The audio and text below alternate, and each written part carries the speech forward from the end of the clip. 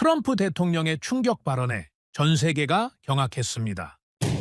미국의 원유가 넘쳐나니 당장 우리 기름을 사가라 는 말도 안 되는 거센 압박이 시작된 것이죠. 하지만 그 순간 사우디와 UAE를 포함한 중동 6개국이 그 어떤 위기에서도 오직 한국에만 최우선으로 원유를 공급하겠다며 전격 선언을 해버린 겁니다. 70년 혈맹인 미국조차 무시한 채 전 세계 산유국들이 제발 우리 기름을 먼저 가져가달라며 한국 앞에 줄을 서는 기이한 풍경이 벌어진 것입니다. 한국을 잃는 순간 전 세계 에너지 공급망은 마비될 수밖에 없다. 그 누구도 예측하지 못한 대한민국의 위대한 대역전극. 지금 시작합니다. 그 전에 잠깐 1초 만에 누를 수 있는 좋아요 버튼을 꾹 눌러주시면 영상 제작에 아주 큰 힘이 됩니다. 그럼 바로 시작하겠습니다. 미국은 석유가 넘쳐난다. 뭐가 문제야? 대통령이 말했습니다. 상황실에 있던 12명 전원이 입을 다물었죠. 저도 마찬가지였습니다.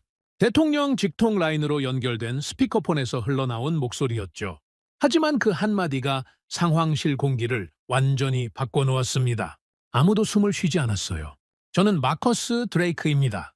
백악관 에너지 안보수석 고문으로 27년을 일해왔죠. 대통령에게 반박한 적은 3번뿐이었습니다. 그리고 그 3번 모두 제가 맞았습니다. 하지만 그날은 반박할 수가 없었습니다. 대통령 말이 틀린 게 아니었으니까요. 미국은 정말로 석유가 넘쳤습니다. 그런데 이 이야기를 하려면 그날 새벽부터 시작해야 합니다. 새벽 5시 47분 직통 전화가 울렸습니다. 드레이크 고문님, 브렌트유가 $106를 넘었습니다. 저는 커피잔을 내려놓았습니다. 1시간 전만 해도 $99였죠. 고개를 들어 모니터를 봤습니다. 숫자가 미친 듯이 올라가고 있었습니다. 27년간 에너지 전쟁을 설계해왔습니다. 중동 분쟁, 호르무즈 해협 봉쇄 시나리오, 러시아 가스 차단까지 모든 위기를 숫자로 예측하고 숫자로 끝냈습니다. 단 한 번도 틀린 적이 없었죠. 그런데 그날 제 계산표 위에 처음 보는 숫자가 올라오고 있었습니다. 현물가는요? $140 돌파했습니다. 2008년 이후 처음이었습니다. 저는 그제서야 느꼈습니다. 이건 위기가 아니라 붕괴의 시작이라는 걸. 15분 만에 옷을 갈아입고 채 올랐습니다. 백악관까지 보통 22분이 걸리죠. 그날은 14분 만에 도착했습니다. 상황실 문을 열었을 때 이미 6명이 앉아 있었습니다. 국방부 차관, 에너지부 차관보 리처드 밀러, 국가정보국 분석관까지 전부 제가 아는 얼굴이었죠. 그런데 분위기가 이상했습니다. 다들 모니터만 보고 있었어요. 아무도 말을 하지 않았습니다. 상황 브리핑 시작하죠. 제가 먼저 입을 열었습니다. 밀러가 고개를 들었죠. 호르무즈 해협 통행이 사실상 중단됐습니다. 이란 해군이 경고 사격을 시작했고 보험사들이 전부 운항 보증을 철회했습니다. 예상 시나리오 몇 번에 해당합니까? 7번입니다. 7번 시나리오. 제가 직접 설계한 것이었죠. 호르무즈 해협 완전 봉쇄 시 대응 매뉴얼, 전략 비축유 방출, 대체 수송로 가동, 동맹국 공조까지 전부 짜놓았습니다. 매뉴얼대로 가동하면 72시간 안에 안정화됩니다. 제가 말했습니다. 당연한 수순이었죠. 그런데 밀러의 표정이 굳어 있었습니다. 문제가 있습니다. 무슨 문제입니까? 시나리오 7번은 원유 공급 차질을 전제로 합니다. 지금 상황은 원유 문제가 아닙니다. 저는 잠시 멈췄습니다. 해협이 막혔으면 공급이 끊긴 겁니다. 다른 문제가 뭐가 있습니까? 원유는 버틸 수 있습니다. 전략 비축유도 있고 셰일 생산도 돌아가고 있죠. 문제는 원유가 아니라 정제 제품입니다. 밀러가 태블릿을 밀었습니다. 화면에 뜬 건 유가 차트가 아니었어요. 석유화학 제품 수급 현황이었습니다. 항공유, 나프타, 벤젠, 톨루엔 전부 빨간색으로 깜빡이고 있었죠. 원유는 있어도 가공된 제품이 들어오지 않고 있습니다. 저는 속으로 코웃음이 나왔습니다. 미국이 세계 최대 정유시설을 보유한 나라라는 걸 밀러가 모를 리 없었으니까요. 우리 정유시설로 돌리면 되지 않습니까? 텍사스에만 공장이 몇 개인데 가동하고 있습니다. 문제는 우리 시설이 처리할 수 없는 제품군이 있다는 겁니다. 처리할 수 없다니 그게 무슨 소리입니까? 밀러가 대답하려는 순간 스피커폰이 켜졌습니다. 대통령 직통 라인이었죠. 지금 브리핑 듣고 있어. 요약해. 안보보좌관이 나섰습니다. 호르무즈 해협이 사실상 막혔고 유가가 폭등 중입니다. 현물가 140달러를 넘겼습니다. 그래서 우리한테 석유 없어? 충분합니다. 그러면 됐잖아. 대통령의 목소리는 자신감에 차 있었습니다. 이어서 나온 말은 더 거침없었죠. 동맹국들한테 연락해. 미국산 사라고. 특히 자원도 없으면서 이것저것 요구만 많은 나라들 있잖아. 이참에 제대로 정리하자고. 스피커폰 너머로 종이 넘기는 소리가 들렸습니다. 한국, 일본, 대만 이런 나라들 말이야. 자기네 땅에서 석유 한 방울 안 나오면서 뭘 믿고 저렇게 버티는 건지 모르겠어. 에너지가 없으면 우리한테 와야지. 이번에 확실히 각 잡아. 상황실에 있던 몇 명이 고개를 끄덕였습니다. 솔직히 말하면 저도 동의하는 부분이 있었어요. 에너지 안보라는 건 결국 자원을 가진 쪽이 유리한 게임이니까요. 자원이 없는 나라는 결국 있는 나라에 기댈 수밖에 없습니다. 이건 제가 27년간 봐온 현실이었죠. 나토도 마찬가지야. 미국 없으면 에너지 안보고 뭐고 없어. 이참에 분담금 이야기도 다시 꺼내. 대통령의 지시가 끝나고 라인이 끊어졌습니다. 상황실은 잠시 조용해졌죠. 그런데 이상한 일이 벌어졌습니다. 대통령 발언이 외부에 전해진 뒤 시장이 반응해야 했습니다. 보통은 대통령이 공급 자신감을 보이면 유가가 내려가죠. 투자자들이 안심하니까요. 그날은 달랐습니다. 유가가 꿈쩍도 하지 않았어요. 오히려 올라갔습니다. 드레이크 고문님, 발언 이후 브렌트유가 추가로 $2 상승했습니다. 보좌관이 조용히 보고했습니다. 108달러. 숫자가 멈추질 않았죠. 동맹국 반응도 확인했습니다. 아무것도 없었습니다. 성명도 없고 전화도 없었어요. 완전한 침묵이었죠. 세계 최강 대국의 대통령이 직접 나섰는데 시장도 동맹도 아무도 반응하지 않은 겁니다. 저는 그날 시장이 대통령을 무시하는 걸 처음 봤습니다. 27년간 이 자리를 지키면서 한 번도 겪어보지 못한 일이었죠. 힘은 분명히 있었습니다. 석유도 있었고 군사력도 있었고 달러도 있었습니다. 그런데 그 힘이 통하지 않았어요. 회의가 끝난 뒤 저는 사무실로 돌아왔습니다. 밀러가 아까 하려던 말이 계속 머릿속에 걸려 있었죠. 처리할 수 없는 제품군이 있다. 대체 무슨 뜻이었습니까? 책상 위에 밀러가 보낸 추가 보고서가 놓여 있었습니다. 서부 지역 항공유 수급 현황이었죠. 캘리포니아를 중심으로 공급 차질이 시작되고 있다는 내용이었습니다. 펼쳐봤습니다. 숫자들을 하나씩 따라가다가 멈췄죠. 보고서 중간에 같은 단어가 반복되고 있었습니다. 수입처, 공급원, 정제국, 기술 파트너. 항목은 전부 달랐지만 가리키는 곳은 하나였습니다. 한국. 저는 그 단어를 보고 잠시 멈췄습니다. 솔직히 말하면 의아했습니다. 불과 1시간 전 대통령이 뭐라고 했습니까? 자원도 없으면서 뭘 믿고 버티냐고 했죠. 저도 속으로 동의했었습니다. 그런데 지금 그 나라 이름이 미국의 공급망 보고서 한가운데 박혀 있었습니다. 문제는 석유가 아니었습니다. 문제는 그 석유를 공장이 쓸 수 있는 형태로 바꾸는 과정이었습니다. 그리고 그 과정의 중심에 우리가 무시했던 한 나라가 있었습니다.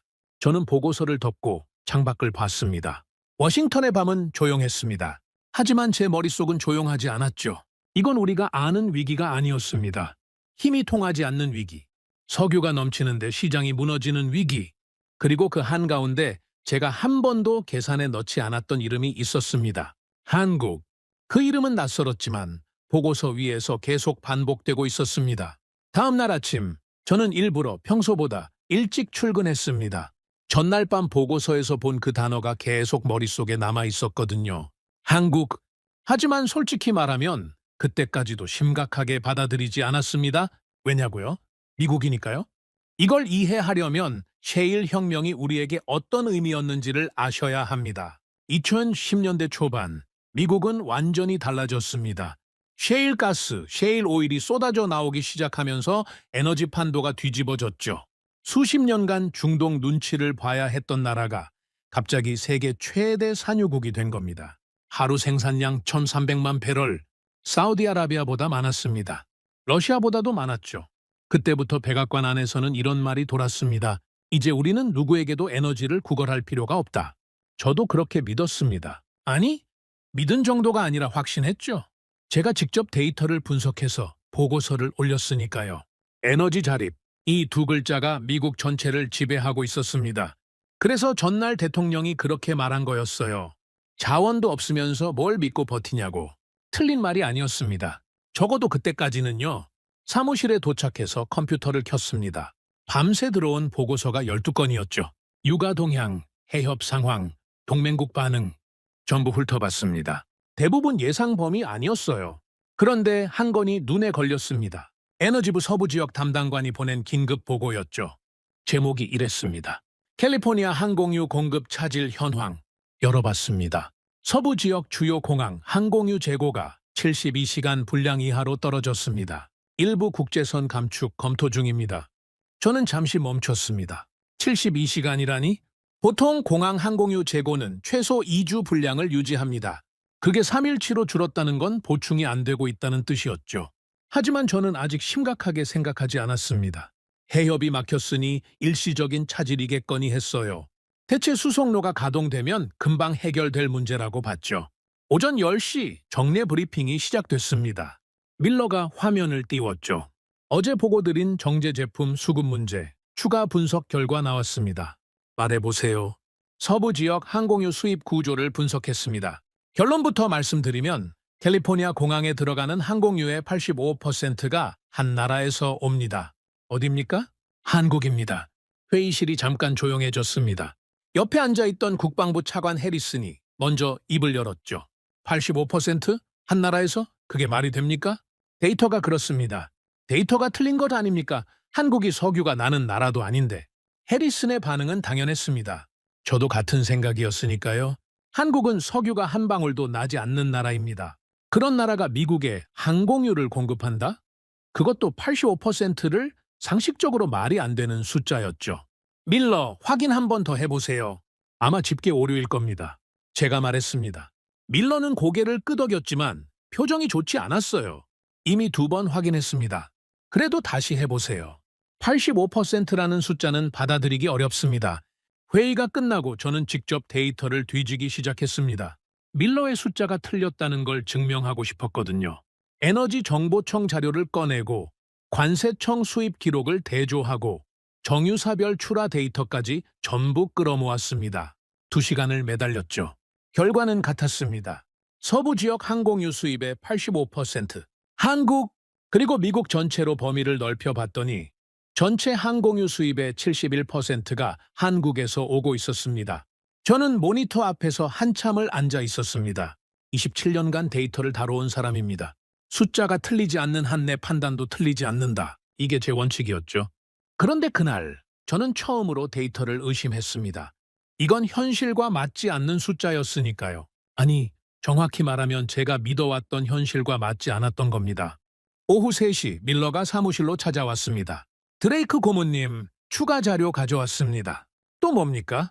항공유만 문제가 아닙니다. 밀러가 서류를 펼쳤습니다. 나프타, 벤젠, 자일렌, 톨루엔, 석유화학 핵심 제품 목록이었죠. 각 항목 옆에 수입 비중이 적혀 있었습니다. 나프타 수입 중 한국산 비중 38%, 벤젠 46%, 톨루엔 57%. 숫자를 하나씩 읽어 내려갈수록 저는 의자 등바디에 깊이 기대 앉았습니다. 이게 전부 한국입니까? 그렇습니다. 밀러, 솔직히 말해보세요. 이 데이터를 당신은 믿습니까? 밀러가 저를 똑바로 쳐다봤습니다. 저도 처음엔 못 믿었습니다. 그래서 3번을 확인한 겁니다. 3번 다 같은 결과였죠. 저는 자리에서 일어나 창가로 갔습니다. 머릿속이 복잡했습니다. 어제 대통령이 한 말이 계속 맴돌았죠. 자원도 없으면서 뭘 믿고 버티냐고. 저도 속으로 동의했었습니다. 그런데 지금 이 숫자들이 말하고 있는 건 완전히 다른 이야기였어요. 자원이 없는 그 나라가 자원이 넘치는 우리나라의 공급망 한가운데 박혀 있었다는 겁니다. 밀러, 한 가지만 묻겠습니다. 말씀하세요. 한국은 원유가 한 방울도 안 나오는 나라 아닙니까? 맞습니다. 그런데 어떻게 우리한테 정제 제품을 이만큼 공급합니까? 원유가 없으면 정제도 못하는 것 아닙니까? 밀러가 잠시 뜸을 들였습니다. 그게 핵심입니다. 한국은 중동에서 원유를 수입해서 자국 정유 시설에서 정제한 뒤 완성된 제품을 전 세계에 수출합니다. 미국 포함해서요. 잠깐, 그러면 중간에 끼어서 가공만 하는 겁니까? 가공만 한다고 하기엔 그 가공 능력이 문제입니다. 한국 정유 시설은 중진류를 고부가가치 제품으로 전환하는 기술에서 세계 최고 수준입니다. 미국 정유시설은 경진류 중심이라 중진류 처리 능력이 제한적이죠. 쉽게 말해보세요. 쉽게 말하면 우리는 원유는 뽑을 수 있지만 그걸 비행기 연료로 만드는 건 잘 못한다는 뜻입니다. 한국은 그걸 해주고 있었던 거죠. 저는 그 자리에 서서 한참을 아무 말도 하지 못했습니다. 미국은 세계 최대 산유국입니다. 하루에 1,300만 배럴을 뽑아냅니다. 전략 비축유만 해도 수억 배럴이 있죠. 셰일 혁명 이후로 우리는 에너지 자립을 달성했다고 자부해왔습니다. 그런데 그 석유를 비행기 연료로, 공장 원료로, 화학 제품으로 바꾸는 과정에서 우리는 완전하지 않았던 겁니다. 원유를 가진 것과 에너지를 완성하는 것은 전혀 다른 문제였습니다. 그 간극을 메우고 있었던 게 한국이었습니다.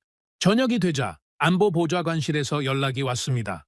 안보보좌관 직속 부보좌관 제임스 윌콕스였죠. 제 바로 윗선입니다. 국가안보회의 내에서 에너지 안보 이슈가 올라가려면 반드시 윌콕스를 거쳐야 했습니다. 드레이크, 오늘 서부 항공유 보고 봤어. 상황이 어떤가? 좋지 않습니다. 72시간 분량 이하로 떨어졌고 보충 속도가 수요를 못 따라가고 있습니다. 원유 돌리면 안 돼? 그게 생각보다 단순하지 않습니다. 오늘 추가 분석을 했는데 보고 드릴 사항이 있습니다. 말해봐. 서부 항공유 수입의 85%가 한국에서 오고 있습니다. 전체 기준으로는 71%입니다. 수화기 너머로 짧은 침묵이 흘렀습니다. 한국, 석유도 안 나오는 나라가? 저도 같은 반응이었습니다. 그래서 3번을 확인했죠. 확실한 거야? 확실합니다. 윌콕스가 한숨을 내쉬었습니다. 드레이크, 어제 대통령이 뭐라고 했는지 기억하지? 자원 없는 나라들 정리하라고 했어. 한국도 그 목록에 있었고. 기억합니다. 그런데 그 나라한테 85%를 의존하고 있다고? 데이터가 그렇습니다. 이거 위에 올리면 곤란해지는데. 저도 압니다. 하지만 숨길 수 있는 숫자가 아닙니다. 캘리포니아 공항 재고가 3일치밖에 안 남았습니다. 곧 항공편 감축이 시작되면 언론에 터집니다. 윌콕스가 다시 한숨을 쉬었죠. 일단 추가 분석 보고서로 정리해서 내일 아침까지 올려. 항공유만 말고 관련 제품군 전체 의존도를 넣어. 내가 보좌관님께 직접 브리핑할 테니까. 알겠습니다. 전화를 끊고 저는 책상 앞에 다시 앉았습니다. 보고서를 쓰기 시작했죠. 그런데 키보드 위에 올린 손이 움직이지 않았습니다. 뭐라고 써야 합니까? 미국은 한국에 의존하고 있습니다. 라고요? 27년간 에너지 자립을 설계해온 사람이 자원도 없는 나라에 우리가 기대고 있었다고 보고서를 올린다고요? 윌콕스의 말이 맞았습니다. 이 숫자가 위로 올라가면 곤란해집니다. 어제 대통령이 직접 정리하라고 했던 나라 목록에 한국이 있었으니까요. 하지만 데이터는 거짓말을 하지 않았습니다. 저는 한 글자 한 글자 보고서를 써 내려갔습니다. 손이 무거웠죠. 27년 만에 처음으로 제 보고서가 두려웠습니다. 밤 11시 사무실 불을 끄지 못한 채 모니터를 봤습니다. 85%, 71%, 46%, 57% 숫자들이 화면 위에서 저를 노려보고 있었습니다. 우리는 부족할 수 없는 나라라고 믿었습니다. 석유가 넘치고 기술이 있고 군사력이 있으니까요. 그런데 그 믿음 아래 아무도 들여다보지 않았던 균열이 있었습니다. 데이터는 저를 배신하지 않았습니다. 처음부터 정확했어요. 틀린 건 데이터가 아니라 저였습니다. 그리고 그 균열의 이름은 한국이었습니다. 그날 밤 완성한 보고서를 새벽 6시에 윌콕스에게 보냈습니다. 제목은 이렇게 달았죠. 서부 지역 정제 제품 수급 구조 및 외부 의존도 분석. 27년간 수백 건의 보고서를 올렸지만 보내기 버튼을 누르는데 이렇게 오래 걸린 건 처음이었습니다. 30분 만에 윌콕스에게서 전화가 왔습니다. 드레이크, 이 보고서 방금 읽었어. 의견 주세요. 항공유 의존도 숫자는 어제 들어서 알고 있었는데 석유화학 제품군까지 이 정도일 줄은 몰랐어. 저도 몰랐습니다. 벤젠 46%, 톨루엔 57%. 이거 사실이면 항공유보다 더 심각한 거 아닌가? 그렇습니다. 벤젠은 플라스틱, 합성수지, 의약품 원료에 들어갑니다. 톨루엔은 도료, 접착제, 폭약 원료까지 쓰이죠. 군수 물자에도 직결됩니다. 윌콕스가 잠시 말을 멈췄습니다. 군수 물자까지? 그렇습니다. 톨루엔 없이는 일부 군수 화학 제품 생산이 불가능합니다. 이건 에너지 문제가 아니라 안보 문제잖아. 그래서 보고 드린 겁니다. 윌콕스가 깊은 한숨을 쉬었죠. 보좌관님께 올릴게. 근데 드레이크, 솔직히 말해봐. 이게 일시적인 거야, 구조적인 거야? 저는 대답하기 전에 잠시 생각했습니다. 사실 그 질문이 핵심이었거든요. 일시적인 문제라면 해협만 풀리면 됩니다. 하지만 구조적인 문제라면 해협과 상관없이 우리는 이미 취약한 상태였다는 뜻이죠. 아직 단정하기 이릅니다. 추가 분석이 필요합니다. 그래, 빨리 해. 시간 없어. 전화를 끊고 저는 바로 밀러에게 연락했습니다. 밀러, 오늘 할 일이 생겼습니다. 말씀하세요. 항공유, 나프타, 벤젠, 톨루엔. 이건 어제까지 확인한 겁니다. 오늘은 범위를 넓혀야 합니다. 석유화학 전체 제품군에 대해서 한국 의존도를 전수조사하세요. 전수조사요? 제품군이 수십 개입니다. 압니다. 그래도 해야 합니다. 윗선에서 이게 일시적인 건지 구조적인 건지 묻고 있어요. 답을 내려면 전체 그림이 필요합니다. 밀러가 알겠다고 하고 끊었습니다. 저도 가만히 있을 수 없었죠. 직접 자료를 파기 시작했습니다. 에너지정보청 데이터베이스, 상무부 무역통계, 국제에너지기구 보고서까지 한국의 정유산업에 대한 자료를 닥치는 대로 끌어모았습니다. 그러면서 저는 처음으로 한국이라는 나라의 에너지 산업을 제대로 들여다보기 시작했습니다. 놀라운 사실이 하나씩 드러났죠. 한국의 정유 능력은 하루 약 330만 배럴이었습니다. 이 숫자만 보면 미국의 4분의 1도 안 되죠. 미국이 하루 1,800만 배럴을 처리하니까요. 그래서 저는 한국 정유 산업을 한 번도 주목한 적이 없었습니다. 규모만 보면은 비교 대상이 아니었으니까요. 그런데 들여다볼수록 규모가 문제가 아니라는 걸 알게 됐습니다. 핵심은 뭘 처리하느냐였어요. 미국 정유 시설은 대부분 경질유를 처리하도록 설계돼 있습니다. 셰일 오일이 대표적인 경질유죠. 가볍고 불순물이 적어서 정제하기 쉽습니다.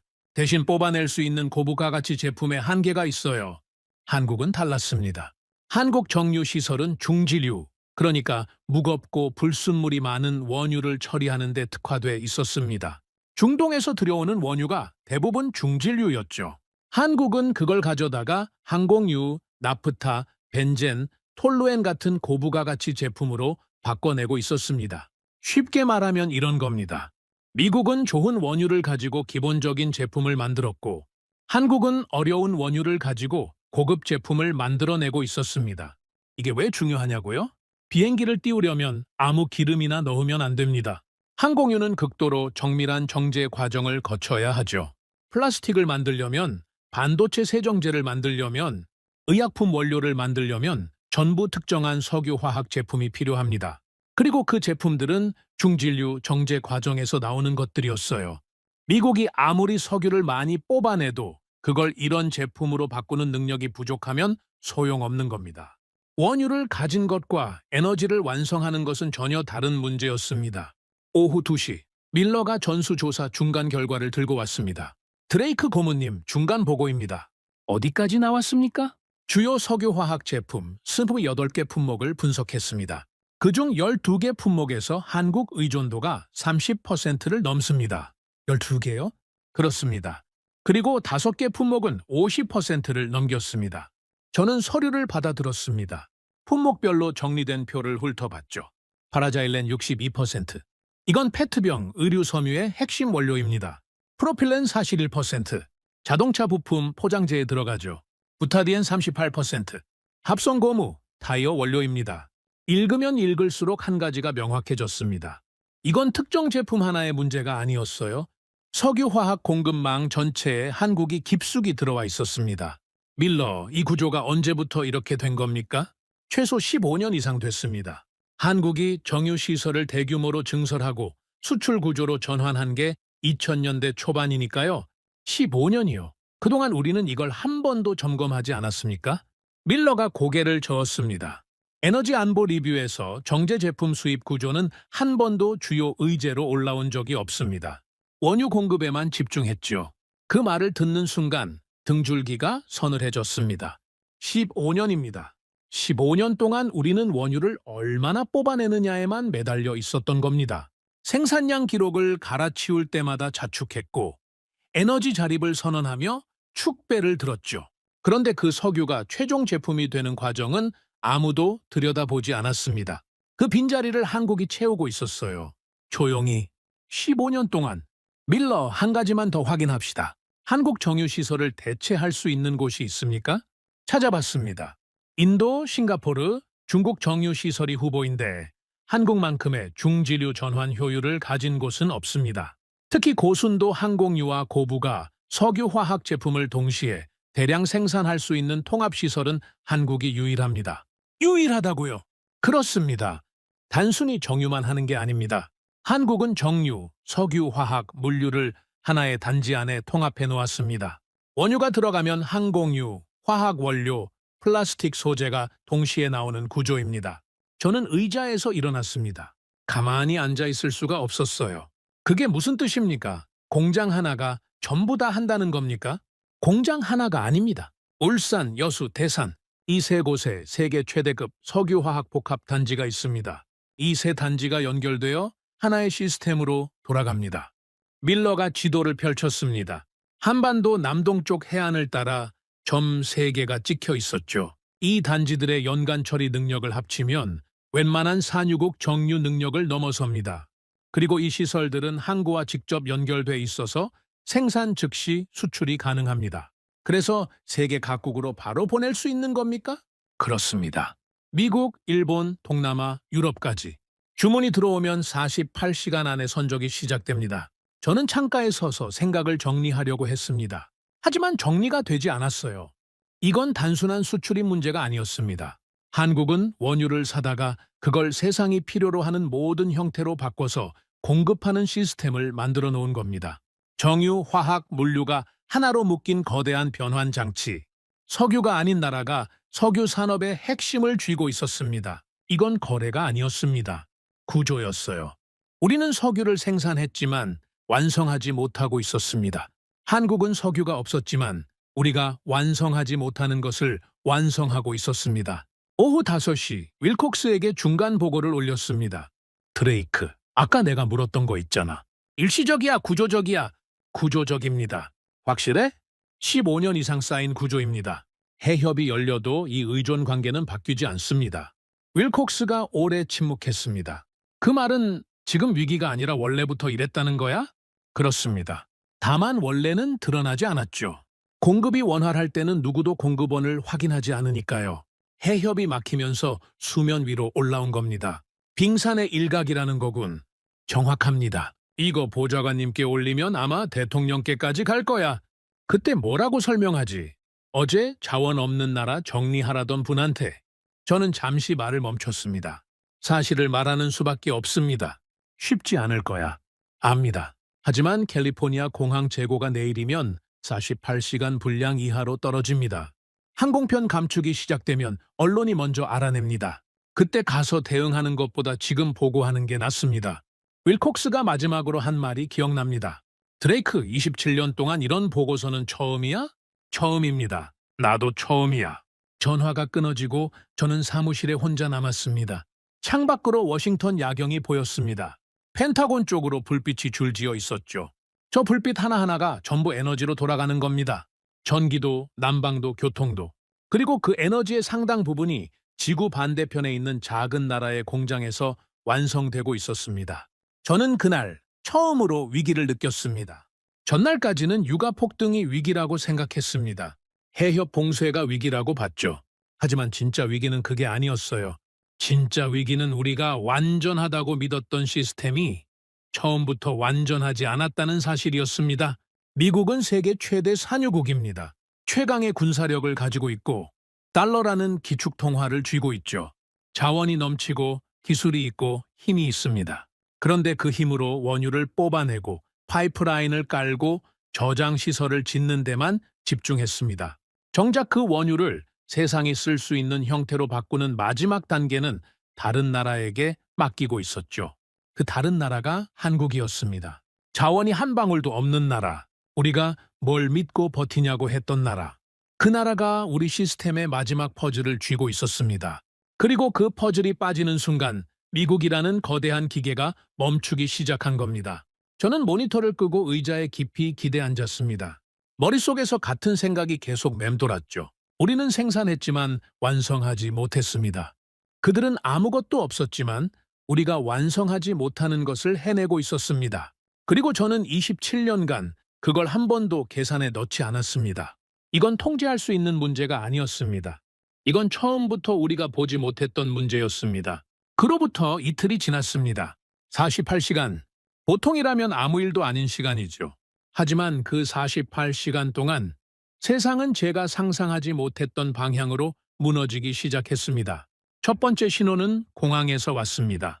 아침 7시 밀러에게서 문자가 왔죠. 짧았습니다. 로스앤젤레스 국제공항, 국제선 12편 결항, 항공유 부족. 저는 그 문자를 보고 잠시 멈췄습니다. 예상은 했지만 이렇게 빨리 올 줄은 몰랐거든요. 사무실에 도착하니 이미 보고가 쌓여 있었습니다. 로스앤젤레스만이 아니었어요. 샌프란시스코 8편 결항, 시애틀 5편 결항, 포틀랜드 3편 결항, 서부 주요 공항에서 동시에 항공편이 사라지고 있었습니다. 밀러가 회의실에서 기다리고 있었죠. 드레이크 고문님, 상황이 빠르게 악화되고 있습니다. 구체적으로 말해보세요. 서부 지역 항공유 재고가 36시간 분량까지 떨어졌습니다. 이틀 전에 72시간이었으니까 절반이 날아간 겁니다. 보충 속도가 소비 속도의 3분의 1도 안 됩니다. 정유사들은 뭐 하고 있습니까? 풀가동 중입니다. 하지만 아까 말씀드렸듯이 우리 시설은 경질유 중심이라 고순도 항공유 생산에 한계가 있습니다.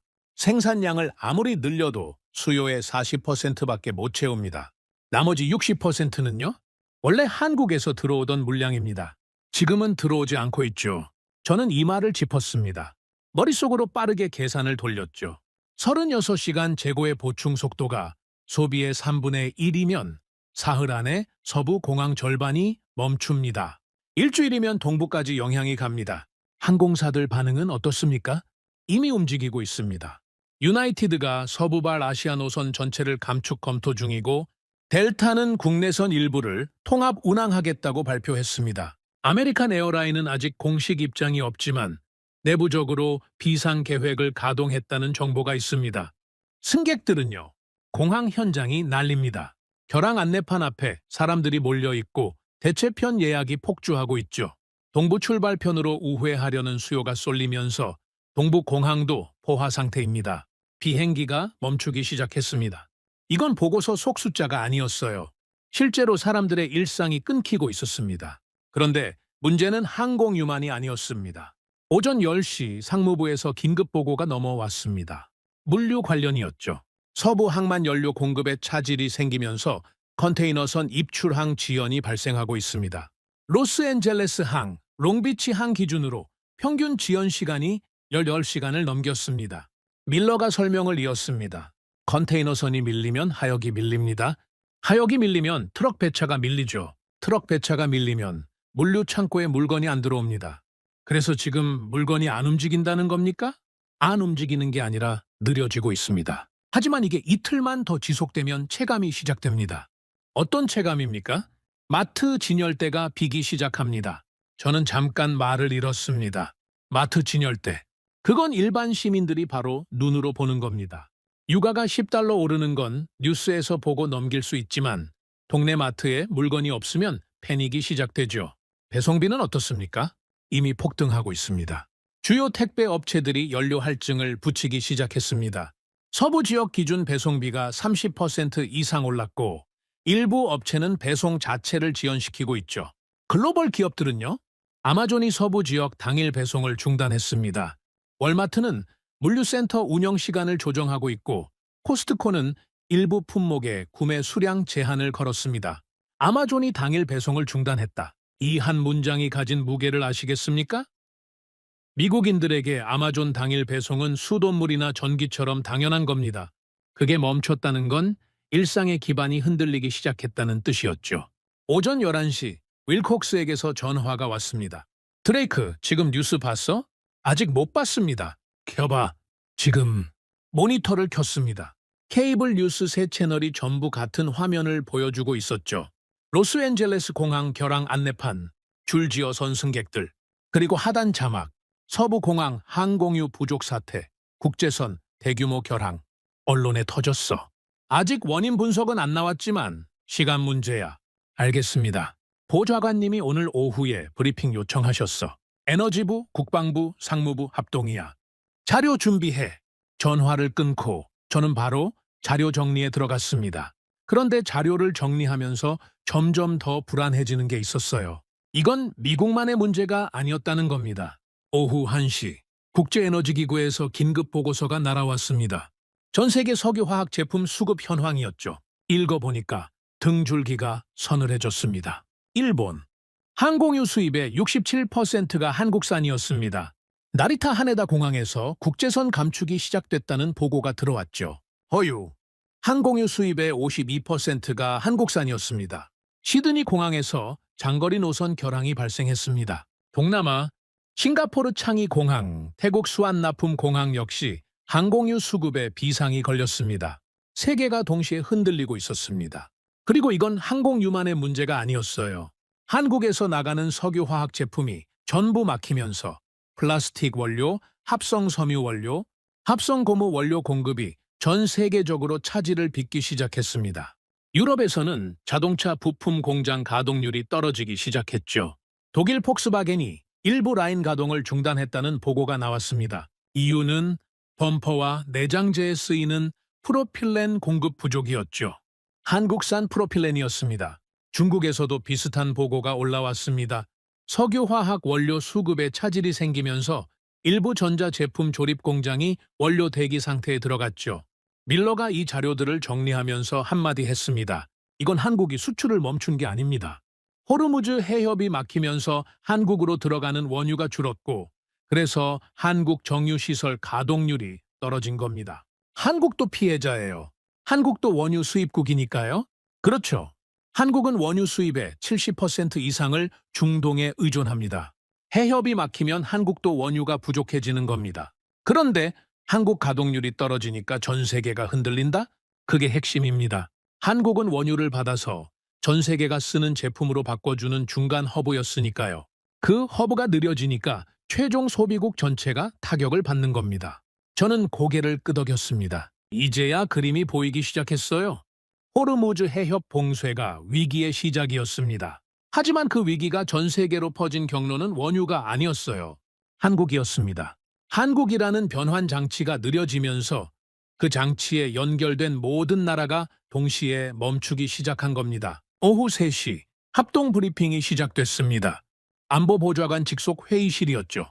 윌콕스가 주재했고 에너지부, 국방부, 상무부, 실무진이 전부 모였습니다. 제가 먼저 발표를 시작했습니다. 현재 서부공항 항공유 재고 36시간 분량, 이틀 안에 추가 결항 불가피합니다. 서부 항만 물류 지연 18시간 이상, 소비자의 공급 차질이 이번 주 내로 체감될 것으로 예상합니다. 해리슨 국방부 차관이 손을 들었습니다. 드레이크, 톨루엔 문제는 어떻게 됐나? 현재 톨루엔 비축분으로 약 4주 버틸 수 있습니다. 하지만 보충이 안 되면 그 이후 군수 생산에 차질이 생깁니다. 4주? 해협 봉쇄가 4주 안에 풀릴 거라는 보장이 있나? 없습니다. 해리슨의 얼굴이 굳어졌습니다. 상무부 차관보 니콜슨이 나섰죠. 물류 쪽도 심각합니다. 서부 항만 지연이 계속되면 소매 업체들이 재고 확보에 나설 겁니다. 그러면 공급 부족이 아닌데도 사재기가 발생하죠. 2020년 화장지 대란 기억하시죠? 같은 패턴이 나올 수 있습니다. 사재기까지요? 소비자 심리가 한번 흔들리면 통제가 안 됩니다. 마트 진열대 하나가 비면 옆 진열대도 비기 시작하죠. 회의실 분위기가 무거웠습니다. 다들 상황의 심각성을 느끼고 있었지만 해결책이 보이지 않았으니까요. 윌콕스가 정리했습니다. 정리하면 항공유 부족으로 항공편이 줄고 있고 물류가 느려지면서 소비자의 공급에 차질이 생기기 시작했고 군수 원료까지 영향을 받고 있다. 이게 지금 상황이지? 그렇습니다. 그리고 이 모든 문제의 공통 원인이 한국 정유시설 가동률 저하다? 정확합니다. 해결 방안은 밀러가 나섰습니다. 당이 대안을 찾아봤습니다. 싱가포르, 인도, 대만 정유시설에서 긴급 물량을 확보하는 방안입니다. 가능합니까? 양은 확보 가능합니다. 하지만 한국산 대비 품질이 떨어지고 가격이 40% 이상 높습니다. 그리고 납기가 최소 2주 걸립니다. 2주면 너무 늦어. 그래서 문제입니다. 해리슨이 한마디 했습니다. 한국에 직접 요청하면 안 됩니까? 비축분이라도 풀어달라고. 밀러가 고개를 저었습니다. 한국도 원유 수입이 줄어서 자국 수요 충당도 빠듯한 상황입니다. 여유 물량이 있다고 보기 어렵습니다. 회의실이 다시 조용해졌습니다. 저는 그 침묵 속에서 이상한 감정을 느꼈습니다. 분노도 아니고 불안도 아니었어요. 일종의 무력감이었죠. 27년간 저는 위기를 설계하고 대응하는 사람이었습니다. 시나리오를 짜고 매뉴얼을 만들고 상황이 터지면 72시간 안에 통제하는 게 제 일이었죠. 한 번도 실패한 적이 없었습니다. 그런데 이번에는 달랐습니다. 매뉴얼이 통하지 않았어요. 왜냐하면 이건 제가 설계한 적 없는 위기였으니까요. 제 시나리오에는 원유 공급 차질만 있었습니다. 정제 제품 의존 구조는 한 번도 넣어본 적이 없었죠. 한국이라는 변수를 한 번도 계산에 넣지 않았으니까요. 매뉴얼이 없는 위기, 시나리오 밖의 상황, 이건 제가 처음 겪는 일이었습니다. 브리핑이 끝나고 사무실로 돌아와서 모니터를 켰습니다. 뉴스 채널마다 같은 이야기를 하고 있었죠. 서부 공항 추가 결항, 연료 부족 장기화 우려, 주요 택배업체 배송 지연 안내, 소비자 불만 폭주, 월마트, 코스트코 일부 매장 생필품 구매 수량 제한. 이건 보고서 속 숫자가 아니었습니다. 비행기가 멈추고 택배가 늦어지고 마트 선반이 비기 시작했습니다. 사람들의 일상이 무너지고 있었어요. 그런데 시민들은 아직 원인을 몰랐습니다. 뉴스에서는 호르무즈 해협 봉쇄에 따른 에너지 수급 불안이라고만 하고 있었죠. 그 뒤에 한국이라는 이름은 한 번도 나오지 않았습니다. 세상은 모르고 있었어요. 이 모든 혼란의 중심에 석유가 한 방울도 나지 않는 작은 나라가 있다는 걸. 저녁 8시, 집에 가지 않고 사무실에 남았습니다. 창밖으로 워싱턴의 불빛이 보였죠. 저 불빛 하나하나가 전부 에너지로 돌아가고 있었습니다. 그리고 그 에너지의 상당 부분이 지금 흔들리고 있었어요. 윌콕스에게서 마지막 전화가 왔습니다. 드레이크 보좌관님이 내일 아침에 대통령께 보고하겠다고 하셨어. 내용이 뭡니까? 항공유 사태 현황과 원인 분석, 그리고 한국 의존 구조 설명. 대통령이 그 이야기를 받아들이시겠습니까? 윌콕스가 쓴웃음을 지었습니다. 전화기 너머로 느껴졌죠. 이틀 전에 자원도 없는 나라 정리하라고 하신 분이야. 쉽지 않겠지. 그래도 알려야 해. 알겠습니다. 드레이크, 한 가지만 물을게. 이 상황이 더 나빠질 수 있어? 저는 잠시 침묵했습니다. 그리고 솔직하게 대답했죠. 나빠지고 있습니다. 지금 이 순간에도 전화를 끊고 저는 의자에 깊이 기대 앉았습니다. 무너지는 건 시장이 아니었습니다. 유가 차트가 아니었어요. 무너지고 있는 건 우리의 일상이었습니다. 비행기가 뜨고 택배가 오고 마트에 물건이 있는 그 당연한 일상. 그게 하나씩 사라지고 있었죠. 그리고 그 당연한 일상이 사실은 당연한 게 아니었다는 것을 우리는 그제야 알게 된 겁니다. 세계는 조용히 무너지고 있었습니다. 폭발도 없이, 전쟁도 없이, 그냥 공급이 멈추면서 조용히. 우리는 이미 늦었습니다. 붕괴는 이미 시작되고 있었으니까요. 브리핑이 끝난 다음 날 아침이었습니다. 윌콕스에게서 전화가 왔죠. 드레이크 보좌관님께 보고 끝났어. 반응이 어땠습니까? 예상대로야. 처음엔 숫자를 못 믿으셨어. 85%라는 말에 보고서를 다시 확인하라고 하셨지. 그 다음은요? 국방부 톨로엔 이야기 나오니까 표정이 바뀌셨어. 그리고 한마디 하셨어. 뭐라고요? 직접 확인해야 하는 거 아니냐고. 저는 잠시 멈췄습니다. 직접 확인이라면 설마 한국을 말씀하시는 겁니까? 그래. 보좌관님 의견은 이래. 보고서만으로는 판단이 안 된다. 우리 눈으로 봐야 한다. 드레이크, 네가 가. 솔직히 말하면 그 순간 저는 반쯤 당황했습니다. 27년간 에너지 안보를 다뤘지만 제 전장은 항상 워싱턴이었거든요. 상황실에서 데이터를 분석하고 보고서를 쓰고 전화로 지시하는 게 제 일이었죠. 현장에 직접 가본 적은 중동 유전 시찰이 전부였습니다. 그런데 한국이라니, 출발은 언제입니까? 내일이야. 군용기 편이 잡혀 있어. 앤드루스 공군 기지에서 오산까지 직항이야. 수행원은요? 밀러 데려가. 기술 분석이 필요할 거야. 그리고 국방부에서 한 명 붙여줄 거야. 해리슨 차관이 직접 지정한 군수물자 전문관이래. 알겠습니다. 전화를 끊고 저는 잠시 창밖을 봤습니다. 워싱턴은 평소와 다를 게 없었어요. 차들이 달리고 사람들이 걸어다니고 건물마다 불이 켜져 있었습니다. 하지만 이 평온함이 얼마나 얇은 바닥 위에 서 있는지를 이제 저는 알고 있었죠. 저녁에 밀러에게 연락했습니다. 밀러 내일 한국 갑니다. 한국이요? 직접요? 윗선 결정입니다. 현장 확인이 필요하다고 합니다. 밀러도 잠깐 침묵했습니다. 드레이크 고문님, 한국에 가시면 아마 놀라실 겁니다. 왜요? 저는 데이터로만 봤지만 그 데이터 뒤에 있는 실물이 어떤 규모인지 감이 오거든요. 직접 보시면 다를 겁니다. 밀러가 무슨 뜻으로 그 말을 했는지 그때는 몰랐습니다. 나중에야 알게 됐죠. 다음 날 새벽 5시 앤드루스 공군 기지에 도착했습니다. 군용기 안에는 밀러와 국방부 군수 전문관 토마스 리가 이미 타고 있었죠. 토마스는 40대 초반의 조용한 사람이었습니다. 악수를 하면서 한마디 했어요. 해리슨 차관님이 특별히 부탁하셨습니다. 톨루엔 공급 구조를 현장에서 확인하라고요? 알겠습니다. 이륙 후 저는 좌석에 앉아서 노트북을 열었습니다. 비행 시간이 14시간이었죠. 그 시간을 그냥 보낼 수 없었습니다. 한국 정유 산업 자료를 다시 한번 정리하기 시작했어요. 그런데 비행기 안에서도 위기는 멈추지 않았습니다. 이륙한 지 2시간 만에 밀러의 태블릿에 보고가 들어왔죠. 드레이크 고문님, 로스앤젤레스 공항 추가 결항 20편입니다.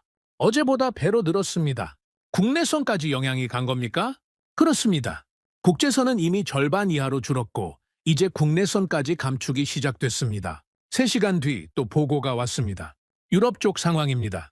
루프트한자가 아시아 노선 전체를 잠정 중단한다고 발표했습니다. 항공유 확보 불가 사유입니다.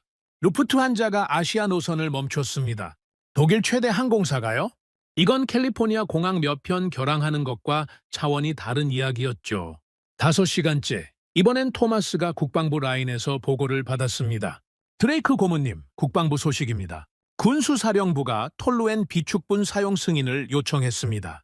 비축분을 쓰겠다고요? 벌써요? 민간 공급이 완전히 끊겼습니다.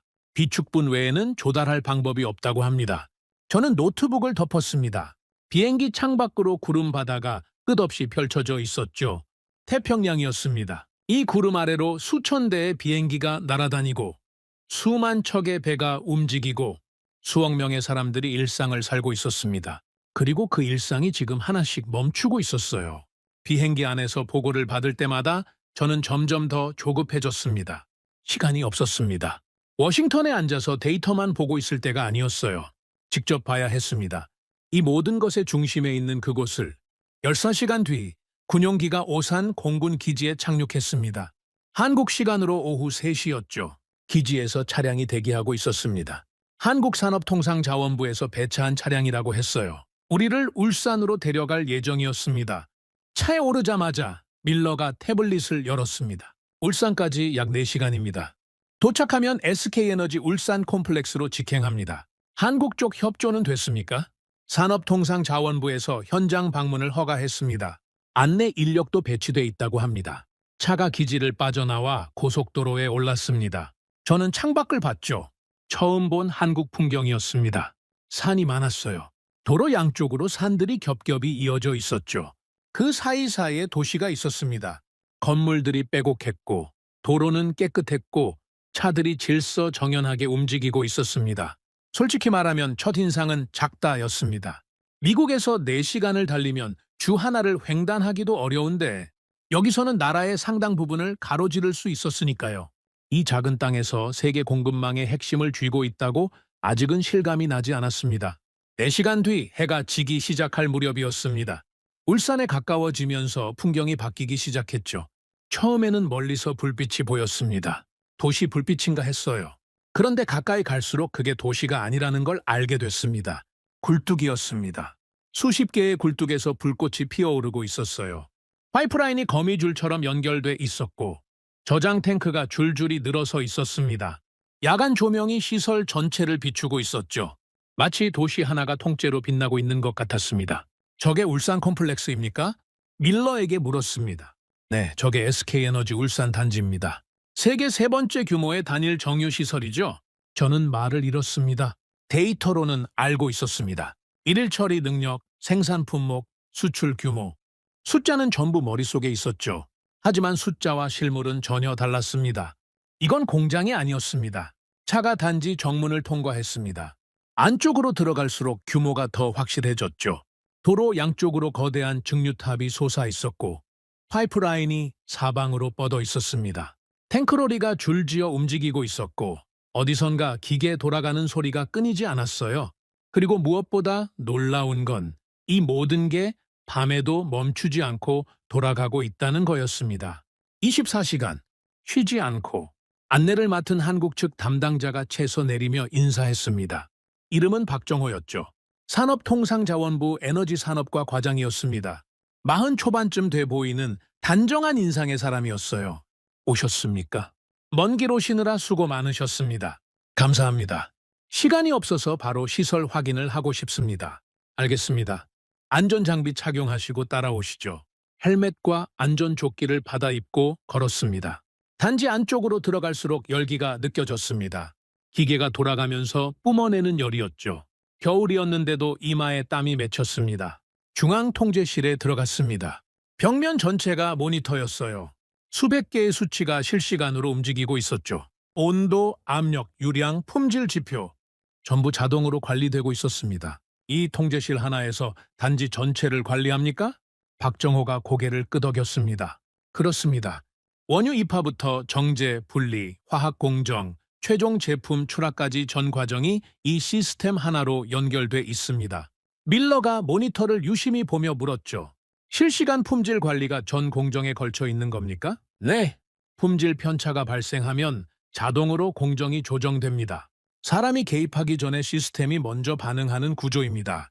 밀러가 저를 쳐다봤습니다. 아무 말도 하지 않았지만 표정이 전부를 말하고 있었죠. 이건 우리가 생각했던 수준이 아니라는 표정이었습니다. 통제실을 나와서 정유시설 핵심부로 이동했습니다. 증류탑이 하늘을 찌를 듯이 솟아 있었죠. 꼭대기에서 불꽃이 타오르고 있었습니다. 저 증류탑 높이가 얼마나 됩니까? 가장 큰 것이 90m입니다. 90m. 30층 건물 높이였죠. 그게 한 줄에 10개씩 여러 줄로 늘어서 있었습니다. 다음으로 석유화학 공정구역으로 갔습니다. 여기서 나프타가 에틸렌, 프로필렌, 벤젠, 톨루엔으로 분해되는 거였죠.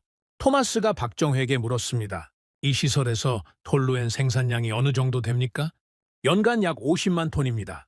그중 수출 비중은요? 약 70%가 수출됩니다. 미국, 일본, 유럽이 주요 시장이죠. 토마스가 고개를 돌려 저를 봤습니다. 입을 꾹 다물고 있었지만 눈이 말하고 있었죠. 이건 심각하다고. 마지막으로 항구 시설을 봤습니다. 단지에서 바로 연결되는 전용 부두였죠. 대형 유조선 2척이 정박해 있었습니다. 파이프라인이 공장에서 직접 부두까지 연결돼 있었어요. 생산이 끝나면 저장 없이 바로 선적할 수 있는 구조였습니다. 생산에서 선적까지 얼마나 걸립니까? 정상 가동 시 48시간 이내입니다. 48시간? 원유가 들어와서 항공유가 되고 벤젠이 되고 톨루엔이 되어 배에 실리기까지 이틀이면 된다는 겁니다. 저는 부두에 서서 단지 전체를 바라봤습니다. 밤이었지만 대낮처럼 밝았습니다. 수천 개의 불빛이 시설 전체를 비추고 있었죠. 기계 소리가 끊이지 않았고 열기가 바닷바람에 섞여 불어왔습니다. 이건 공장이 아니었습니다. 완전히 다른 수준이었어요. 제가 알던 산업이 아니었습니다. 미국 텍사스 정유 시설을 수십 번 가봤지만 이런 건 본 적이 없었죠. 정유, 화학, 물류가 하나의 동선 안에서 멈추지 않고 돌아가는 시스템. 원유가 들어가면 세상이 필요로 하는 모든 형태의 제품이 쏟아져 나오는 거대한 변환 장치. 그리고 이게 울산 하나였습니다. 여수와 대산에도 비슷한 규모의 단지가 있었죠. 밀러가 옆에 와서 조용히 말했습니다. 드레이크 고문님, 이제 아시겠습니까? 뭘 말입니까? 데이터로 85%라고 보고 드렸을 때 고문님은 숫자가 틀렸다고 하셨죠. 여기 직접 오시니까 어떻습니까? 저는 대답하지 않았습니다. 대답할 수 없었어요. 85%가 아니라 100%를 의존해도 이상하지 않을 시설이었습니다. 이 규모, 이 정밀도, 이 속도를 가진 곳이 세계 어디에 있습니까? 저는 27년간 에너지 산업을 봐왔지만 이런 시스템은 처음이었습니다. 토마스도 조용히 한마디 했죠. 이건 공장이 아니라 요새 같습니다. 요새. 그 표현이 이상하게 정확했습니다. 저는 부두 끝에 서서 바다를 봤습니다. 검은 바다 위로 유조선 불빛이 반짝이고 있었죠. 저 배들이 여기서 실은 제품을 세계 각지로 나르고 있었습니다. 미국으로, 일본으로, 유럽으로. 그리고 머릿속에 하나의 질문이 떠올랐습니다. 왜 이렇게까지 했습니까? 석유가 한 방울도 안 나오는 나라가 왜 이런 시설을 만들었습니까? 원유를 사다가 가공해서 수출하는 것만으로는 설명이 안 되는 규모였습니다. 이건 수익을 위한 투자가 아니었어요.